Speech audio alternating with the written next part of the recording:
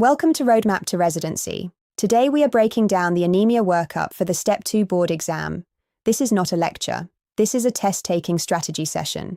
We are going to walk through high-yield question stems, talk about how to eliminate wrong answers, and show you exactly what the board examiners are looking for. If you are studying for boards, make sure to like this video, subscribe to the channel, and visit roadmaptoresidency.com for expert tutoring and residency advising. Let us get started. Here are our learning objectives for today. By the end of this session, you should be able to classify anemias by mean corpuscular volume, which is the single most important first step the boards will test you on. You will learn to recognize the classic clinical vignettes for the major anemia subtypes. You will connect buzzword findings to the right diagnosis. And most importantly, you will learn how to pick the right next step in diagnosis or management, which is what the board examiners love to ask.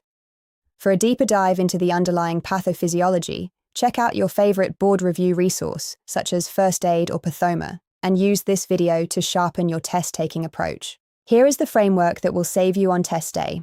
Every single anemia question on the board starts the same way. Step 1. Look at the mean corpuscular volume.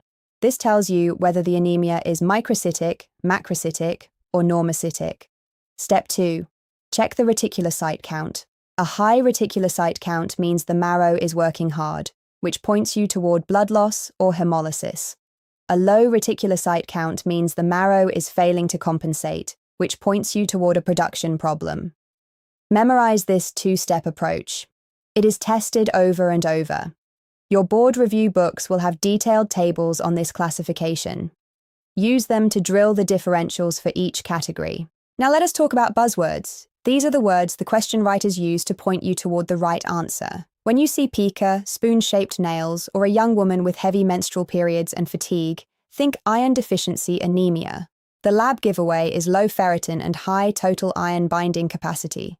When you see neurological symptoms like numbness and tingling in the hands and feet, difficulty with balance, or a smooth red tongue, combined with hypersegmented neutrophils on the blood smear, think B12 deficiency. For hemolytic anemia, the classic triad is elevated lactate dehydrogenase, elevated indirect bilirubin, and low haptoglobin. Memorize these buzzword clusters. They show up in almost every board question on anemia. Review the hematology section of your board prep materials to see these patterns in full context. Here is our first case. Read this stem carefully. A 28-year-old woman with heavy periods, fatigue, pallor, and spoon-shaped nails. The mean corpuscular volume is low at 68, and the smear shows microcytic hyperchromic cells. Before we even look at the answer choices, what should be going through your mind? Young woman, heavy menses, microcytic anemia, koilonychia. This is screaming iron deficiency. Now look at the answer choices. We have hemoglobin electrophoresis, iron studies with ferritin, bone marrow biopsy, and direct Coombs test. Take a moment and think about which one you would pick. We will walk through each answer on the next slide. Let us walk through this case step by step. First, analyze the clues. This is a young woman with heavy periods. That alone should put iron deficiency at the top of your list. The koilonychia, or spoon nails, is a classic physical exam buzzword that board writers love to include. The low mean corpuscular volume confirms microcytic anemia. Now let us eliminate wrong answers. Bone marrow biopsy is too invasive and not needed here. The direct Coombs test is for hemolytic anemia, which causes normocytic anemia, not microcytic. Hemoglobin electrophoresis would be appropriate if you suspected thalassemia, but the clinical picture is much more consistent with iron deficiency. The correct answer is B, serum iron studies including ferritin. Here is a key test-taking strategy. On the boards, ferritin is the single best initial test for iron deficiency. A low ferritin is essentially diagnostic. If you see a question asking for the next best test in suspected iron deficiency, ferritin or iron studies is almost always the answer. Check your board review resources for the full iron studies interpretation table. Here is case 2. We have a 65-year-old vegan man with fatigue, balance problems, and numbness and tingling in his feet. His tongue is beefy and red, and he has lost vibration sense. The labs show a high mean corpuscular volume at 112 and hypersegmented neutrophils. Let us use our framework. The high mean corpuscular volume tells us this is macrocytic anemia. The hypersegmented neutrophils are a classic buzzword for megaloblastic anemia, which narrows it down to B12 or folate deficiency. Now here is the key differentiator. This patient has neurological symptoms. Numbness, tingling, and loss of vibration sense point to subacute combined degeneration of the spinal cord. Think about which vitamin deficiency causes neurological damage. We will break this down on the next slide. Let us break this down. Step 1. The clues are all pointing to megaloblastic anemia. High mean corpuscular volume plus hypersegmented neutrophils is the classic combination. Now, both B12 and folate deficiency can cause this picture. Here is how you tell them apart on boards. Neurological symptoms. B12 deficiency causes subacute combined degeneration of the spinal cord, which presents as loss of vibration sense, loss of position sense, and peripheral neuropathy. Folate deficiency does not cause these neurological findings. That is the single most important differentiator the boards will test. Now eliminate the wrong answers. Iron deficiency causes microcytic anemia, so that is out immediately. Myelodysplastic syndrome can cause macrocytic anemia but is a diagnosis of exclusion and does not explain the hypersegmented neutrophils. The correct answer is C, B12 deficiency.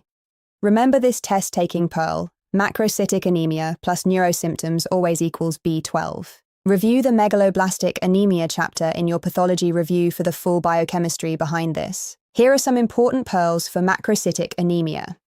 First, you need to know the difference between megaloblastic and non-megaloblastic macrocytic anemia. Megaloblastic anemia is caused by impaired DNA synthesis, specifically B12 and folate deficiency, and the hallmark is hypersegmented neutrophils on the smear. Non-megaloblastic causes include alcoholism, liver disease, hypothyroidism, and certain medications. If you see hypersegmented neutrophils, think megaloblastic. If you do not, think non-megaloblastic. The second key pearl is how to distinguish B12 from folate deficiency on the boards. Both cause elevated homocysteine, but only B12 deficiency causes elevated methylmalonic acid. This is because methylmalonic acid is a metabolite in a pathway that specifically requires B12. The boards love to test this. Whenever you see elevated methylmalonic acid, the answer is B12 deficiency. Make sure to review the methylmalonic acid and homocysteine pathways in your biochemistry review. Case 3 gives us a classic normocytic anemia scenario. A 55-year-old woman with long-standing rheumatoid arthritis is tired and has a hemoglobin of 9.5 with a normal mean corpuscular volume. Now here is where the iron studies become critical. Low serum iron, low total iron binding capacity, and elevated ferritin. Let us compare this to iron deficiency, where you would see low serum iron but high total iron binding capacity and low ferritin. The key differentiator here is the ferritin. In anemia of chronic disease, ferritin is elevated because the body is trapping iron in storage. In iron deficiency, ferritin is low because the iron stores are truly depleted. This is one of the most commonly tested distinctions on board exams. Think about which answer choice fits this iron study pattern. Let us walk through this case. The patient has rheumatoid arthritis, which is a chronic inflammatory condition. This is the classic setup for anemia of chronic disease. The anemia is normocytic, with a low reticulocyte count, meaning the bone marrow is not compensating. Now here is the critical test-taking strategy. The iron studies tell the whole story. In anemia of chronic disease, serum iron is low because hepcidin, the iron regulatory hormone, blocks iron release from macrophages and blocks iron absorption from the gut. The total iron binding capacity is also low, which is the opposite of iron deficiency, where the body is trying to grab every bit of iron it can. And the ferritin is elevated because iron is trapped in storage. Compare this to iron deficiency: low iron, high total iron binding capacity, low ferritin. This iron study table is one of the highest yield things you can memorize for the boards. Make a comparison chart and review it until you can recite it in your sleep. Your hematology review section will have the complete iron studies interpretation table. This is a classic hemolytic anemia question. Let us read the stem carefully. A young African-American man develops jaundice and dark urine after starting a sulfur drug. The labs show the classic hemolysis triad: elevated lactate dehydrogenase, elevated indirect bilirubin, and low haptoglobin, plus a high reticulocyte count, which means the bone marrow is responding to red cell destruction. But here is the key finding that makes this question. The peripheral smear shows bite cells and Heinz bodies. These are pathognomonic findings that point to one specific diagnosis. Bite cells form when the spleen removes Heinz bodies, which are clumps of denatured hemoglobin.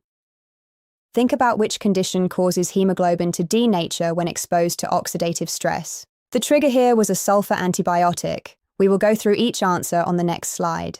Let us go through this step by step. The clues are an African American male, hemolysis triggered by a sulfur antibiotic, and bite cells with Heinz bodies on the smear. This is glucose 6-phosphate dehydrogenase deficiency, one of the highest yield hemolytic anemias on the boards. Now let us eliminate.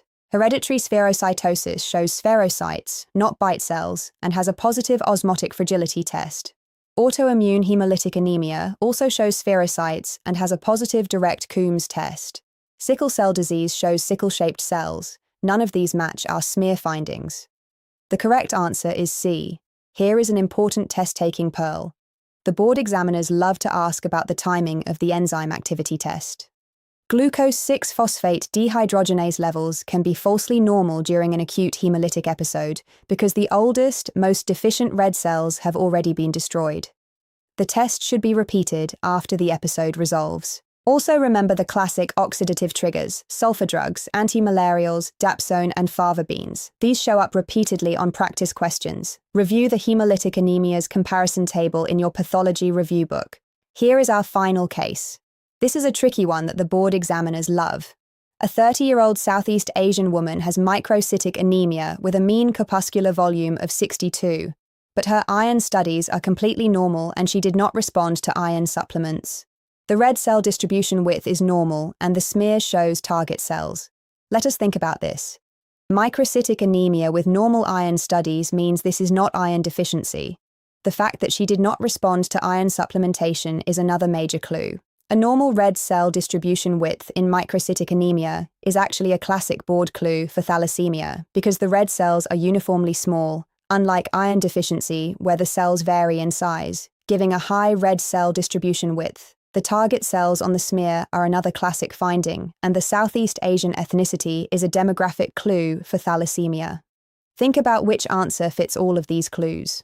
Let us finish this last case. The key teaching point here is the difference between iron deficiency and thalassemia trait on the boards. Both cause microcytic anemia, but they have very different lab patterns. Iron deficiency shows low ferritin, high total iron binding capacity, high red cell distribution width. Thalassemia trait shows normal iron studies, normal red cell distribution width, and target cells. The fact that this patient did not respond to iron is a huge clue that this is not iron deficiency. The correct answer is B, alpha thalassemia trait. For beta thalassemia, you can confirm with hemoglobin electrophoresis showing elevated hemoglobin A2. For alpha thalassemia, genetic testing is often needed. Remember this comparison table. It is one of the highest yield topics in hematology. That wraps up our anemia workup session.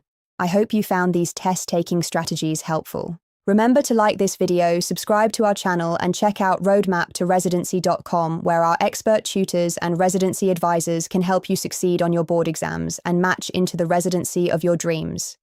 Good luck with your studying, and we will see you in the next video.